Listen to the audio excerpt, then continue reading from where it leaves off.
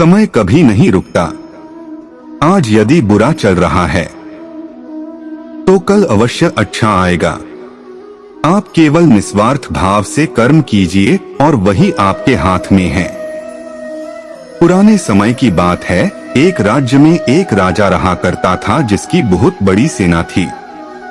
राजा बहुत ही क्रूर था। उसके राज्य में कभी किसी पड़ोसी राज्य का आक्रमण नहीं होता था। यदि होता भी था तो राजा और उसकी सेना उन्हें परास्त कर हर एक युद्ध में सफल होती, जिससे सारे राज्य डरने लगे थे। प्रजा भी राजा के राज्य में प्रसन्न नहीं थी। राजा नास्तिक व भोग विलास में लीन रहता था। राजा का एक चचेरा भाई भी था जो कि भगवान की आस्था में लीन रहता था और कभी भी बुरे काम ना करता था, ना ही किसी युद्ध में भाग लेता था, ना कभी हिंसा करता था।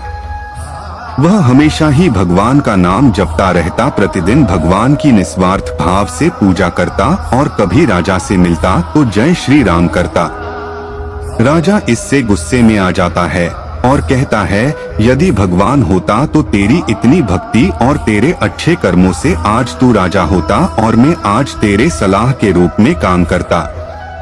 प्रत्युत्तर में भाई चुप रहता है। एक दिन सुबह राजा और उसका भाई जंगल में घूमने निकले। घूमते घूमते राजा को शाम हो गई, अंधेरा हो चला था। दोनों लौट रहे थे कि अचानक रास्ते में कांटे आए और राजा के भाई के पैर उन कांटों में उलझ गए और उसका पैर खून से लथपथ हो गया।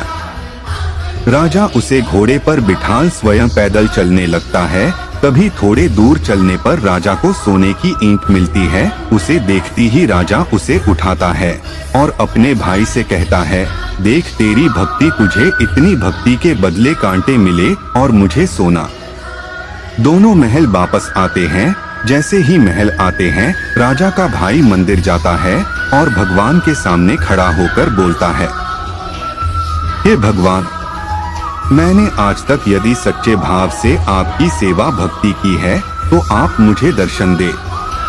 निस्वार्थ भाव भक्ति और अच्छे कर्मों से भगवान प्रकट होते हैं और निराश होने का कारण पूछते हैं। तब राजा का भाई कहता है, हे भगवान, ये कैसा न्याय है?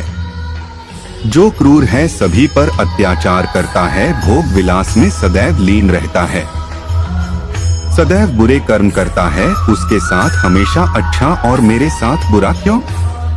तब भगवान ने उत्तर दिया, बेटा, आज जहाँ तुम्हें पैरों में कांटा चुभा है वहाँ तुम्हारी मृत्यु थी, परंतु तुम्हारे भाग्य व अच्छे कर्म की वजह से ही तुम्हारी मौत इस छोटी घटना में बदलकर टल गई। और जहाँ तुम्हारे भाई राजा को सोने की ईंट प्राप्त हुई है, वहाँ उसके भाग्य में एक नया सोने का महल था, परंतु उसके बुरे कर्मों की वजह से उसे महल की जगह एक सोने की ईंट में संतुष्ट होना पड़ा।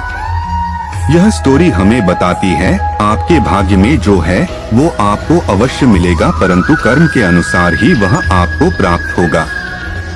यदि व्यक्ति के कर्म अच्छे होते हैं तो अच्छे कर्मों का फल आपको जरूर मिलेगा, वहीं बुरे कर्म करने वाले को भी अपने बुरे कर्मों के अनुसार फल जरूर मिलेगा।